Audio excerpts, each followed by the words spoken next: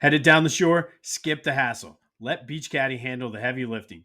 Bellhop and beach cart rentals are available in Ocean City, Sea Isle, Avalon, Stone Harbor, and Wildwood. Use the promo code Jimbo for 10% off bellhop and cart rentals. Beach Caddy takes the stress out of your Jersey Shore trip. Go to beachcaddy.app. Use the promo code Jimbo for 10% off your move in, move out bellhop service and beach cart rentals. Best beach carts at the Jersey Shore.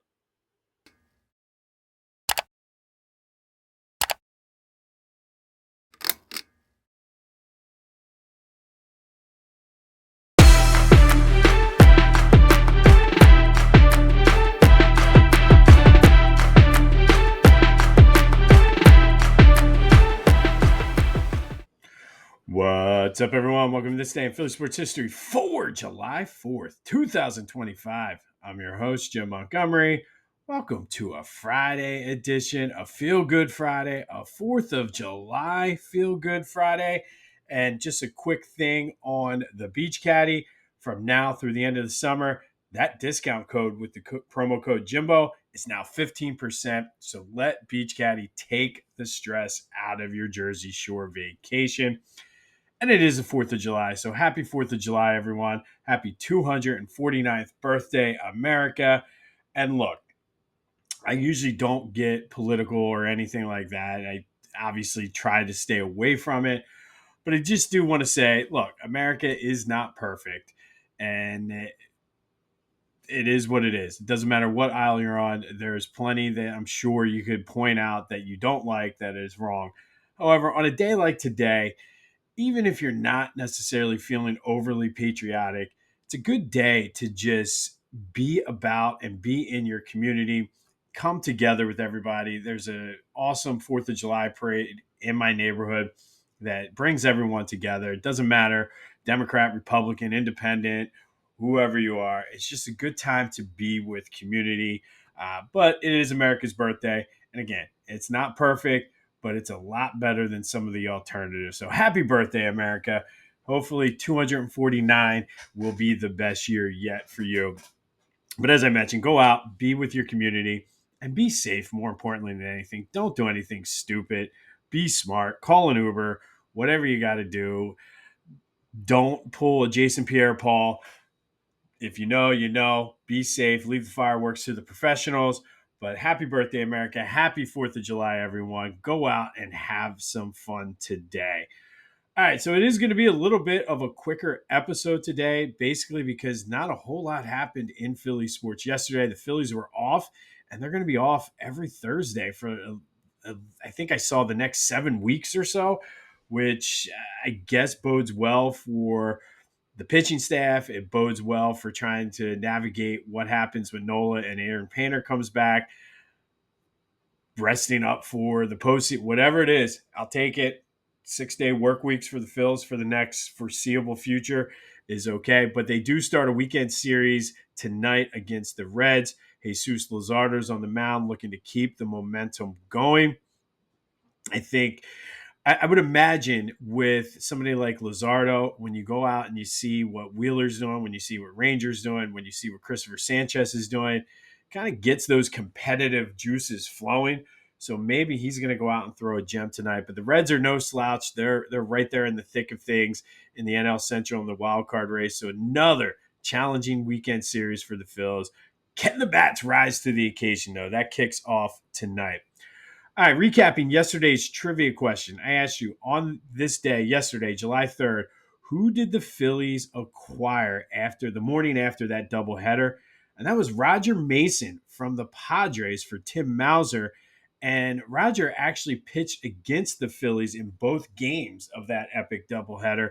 The next day, he was traded, and I couldn't find it anywhere, but I would imagine that he never left. I think he probably just stayed in Philly, stayed with the team, and flew. But thank you for everybody. That was kind of an easy one. Everybody got that because it was really the only trade piece that team did. And Roger did pay off dividends. During the regular season, he was able to give Larry Anderson, Mitch Williams, David West some off days and some rest. But Mason really did come through in the postseason, and I will still go to my grave saying I think Fregosi did the right move. If it was analytics, he probably would have said something different, but Mitch Williams was his guy. I feel like if they left Roger Mason in, we would have had a game 7 in 1993. But it's a feel good Friday, so let's not dwell on that negativity. Let's do some quick housekeeping. Be sure to follow me on social media, Jimbo_Mont on Twitter and TikTok. On Instagram at Philly Jimbo. Subscribe to the YouTube channel at Jimbo_Mont and continue to spread the word as we grow this thing. I appreciate all of you. And if you are a newer listener, welcome. Be sure to come back next week when we have more of a regularly set schedule, not the holiday version. Just a quick housekeeping note. Programming note, I should say. There will not be a tournament matchup today, so there is still time to vote on Moses versus Wilt. Moses from 82-83, Wilt from 67-68. Any of my social media, the Discord channel, which is the first link in the description. Let me know whose season was better. Moses when he came in and won the championship, or Wilt his last year here in Philly. And a little side note, I saw this all over my social media today, which I thought was pretty cool. Jalen Hurts was an answer on Jeopardy. I think the category was the Eagle has landed or something. It was the 200 or whatever the cheapest category is. But it was this Philadelphia Eagles quarterback won the MVP of the last Super Bowl. And yes, it was who is Jalen Hurts. So shout out to Jalen for being on Jeopardy. All right, July 4th, we got 4 different things kind of unique to the day, I guess. First, we'll go back to the bicentennial, 1976. Philly split a doubleheader with the Pirates out in Pittsburgh. Game 1, they won 10-5. Game 2, they lost 7-1.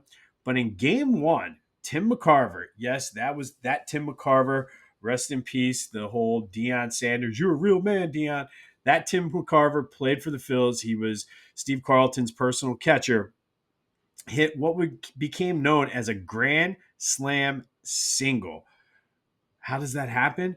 Well, he got up with the bases loaded, hit an apparent home run, but passed Gary Maddox. Again, I don't know how this happens. Maybe he was just so ecstatic he hit a home run or a grand slam, but went past Gary Maddox, was called out, was credited with a 3-run single. So Tim McCarver with a grand slam single on this day. Phillies did win that game 10-5 before losing the nightcap 7-1 to the Pirates. 3 years later, the Phillies beat the Mets 1-0 at the Vet. Steve Carlton was on fire, retiring the first 19 batters he faced en route to a 1-hit shutout of the Mets. The only hit he gave up happened after 19 straight outs, which is pretty impressive. However, it was not a good day for the rest of the Phillies starters. Larry Christensen pulled a groin. Dick Ruthven hurt his elbow, and Randy Lurch broke his thumb in a bar fight. All 3 of them were placed on the DL. Despite Steve Carlton's heroics, it was not good for the rest of the starting staff, as not 1, not 2, but 3 Phillies starting pitchers were placed on the DL for various injuries. And it showed throughout that season. The Phillies, it was the first time in 3 years they did not make the postseason before regrouping and winning the championship in 1980. And then fast forward another 10 years to 1989. Phillies lost to the Reds 2-1. Tom Browning had a perfect game through 8 innings. Dickie Thon, who seems to have a knack for this, led off the 9th with a double, later scored when Steve Jeltz hit another double. So Tom Browning lost the perfect game, lost the shutout, lost the no-hitter, all in one fell swoop. But this is not the first time Dickie Thon did that. We'll have more on the other one later this summer. But he broke up a no-hitter with a grand slam before. So Dickie Thon just seemed to have a knack for ending no-hitters or perfect games, ending Tom Browning's on this day with a 9th inning double. Perfect game going, and then losing it to Dickie Thon. For the Phillies, though, Terry Mulholland did not pitch bad that day for the Phillies. Pitched a complete game, 6-hitter, struck out 5. But Tom Browning was just an absolute stud this day in 1989. This day in Philly sports history is proud to be a part of the Clashing Conferences Sports Fan Network, a growing community of diehard fans turning their sports passion into something special. Whether you're looking for unique shows, want to launch your own podcast but don't have the time, or need production services, the ClashingConferences.com has everything you need. Explore fan-driven content, become a member, or tap into their media services to level up your brand. That's ClashingConferences.com, where fans' voices get heard. All right, that does lead to today's trivia question. It's going to be 4th of July themed, not necessarily Philly sports related, but who holds the Major League Baseball record for home runs on the 4th of July? Hit me up on the social media. Hit me up on the Discord channel, 267-495-8531. That's the Back to the Future voice and text line. Get that. Anything else Philly sports related off your chest? Want to make your predictions for the Phillies Reds this weekend? Want to talk WNBA, Flyers, Sixers, all of that is fair game. But today's trivia question, who holds the Major League Baseball record for home runs in July? And then give me your go-to 4th of July barbecue food. Are you a burger, dog? What do you go for? And I think a lot depends on me, what people have. And I'm very particular too. It depends on how the person keeps their grill. I could do a whole podcast episode on the quirkiness of how I choose my food, but I'll save you that. But let me know, what's your go-to 4th of July barbecue food? It's time for Fridays with AI, where we ask AI to rewrite Philly sports history. Every Friday, only on This Day in Philly Sports History. 4th of July or not, that's right. It is time for Fridays with AI. And for the 4th of July, I decided to do something a little fun. I've been toying with this for a few weeks now, but I just always wondered what would happen if you take a bunch of Philly sports legends and put them in a room and have them go down rabbit holes, talk about the fans, talk about their careers. So I had AI, I said, choose 8 Philly sports legends, have them sit at a round table and just discuss their careers and their time in Philly. So AI decided that should be Dr. J, Allen Iverson, Mike Schmidt, Chase Utley, Brian Dawkins, Reggie White, Bobby Clark, and Bernie Perrant. So I had them all sit down and discuss, loaded it up into the deep dive machine, and here is a recap of how the conversation went. Welcome to the deep dive. We sift through interesting sources to pull out, well, the most important bits of insight for you. And today we're tackling something a bit different. It's a really cool hypothetical scenario. Yeah, imagine this. 8 absolute icons from Philly's big sports teams, all in one room, sharing what they really think. Not just athletes, right? These are like the Mount Rushmore guys for Philadelphia sports. Exactly. So our mission here is to really unpack what it means to represent a city like Philadelphia, specifically through its, unique and pretty demanding sports culture. We're pulling insights, maybe some surprising stuff, those aha moments from this imagined roundtable. It's quite the lineup. Let's just run through who's hypothetically in this room. Okay, so for the Sixers, you've got Julius Erving, Dr. J, and Allen Iverson. Legends. Phillies are represented by Mike Schmidt and Chase Utley. 2 eras right there. Eagles, Brian Dawkins and the Minister of Defense, Reggie White. Wow. And from the Flyers, the Broad Street Bullies era, Bobby Clark and Bernie Perrant. Just picturing them together is something else. So the moderator in the scenario, they get right to it. The core question.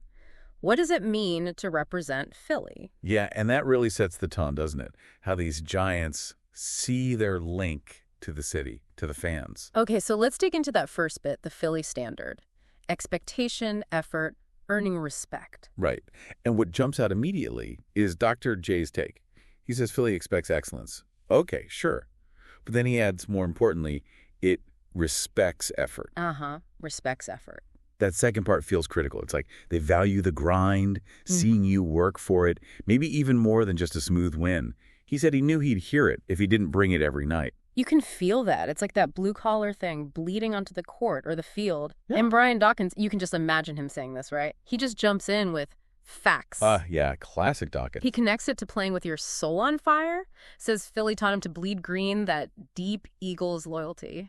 He apparently still feels it just walking down Broad Street. So it's not just about the W, it's about the how much heart you put in. Which leads right into earning that fan loyalty. And Mike Schmidt, He tells this story that's kind of amazing. Yeah, this one's wild. He says fans booed him, even when he was leading the league in home runs. Wait, Mike Schmidt, leading the league, getting booed. Yeah. That's Philly, I guess. What does that tell you about the fans there? Well, Schmidt says it showed him he had to earn their respect just by showing up every day. Consistent effort.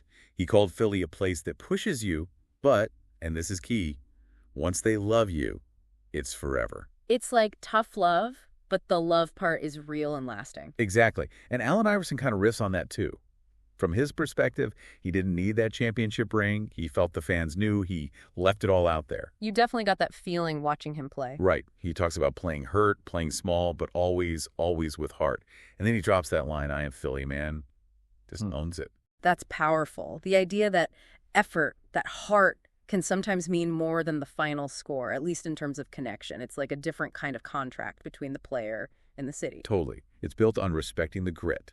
And this ties into that whole toughness identity, right? Oh, yeah. Can't talk Philly without talking tough. And who better than Bobby Clark?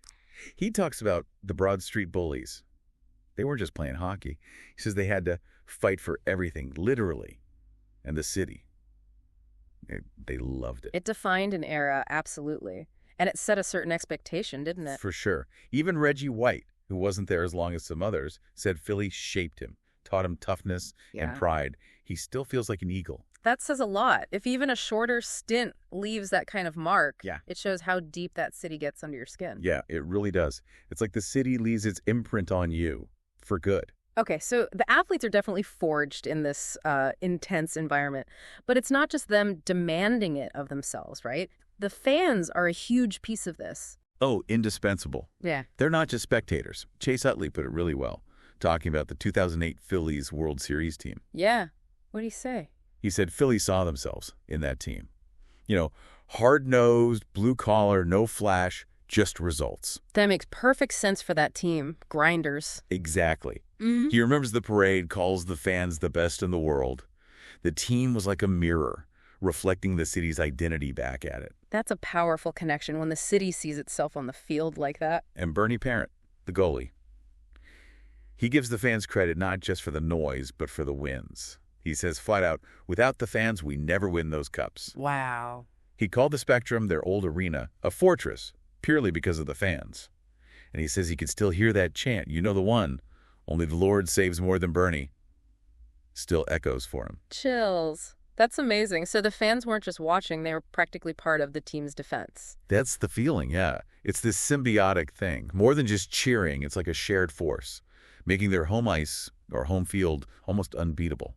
Okay, this unique bond, this whole discussion, it builds up perfectly to the moderator's next question, which is juicy. Oh, yeah, this is where it gets fun.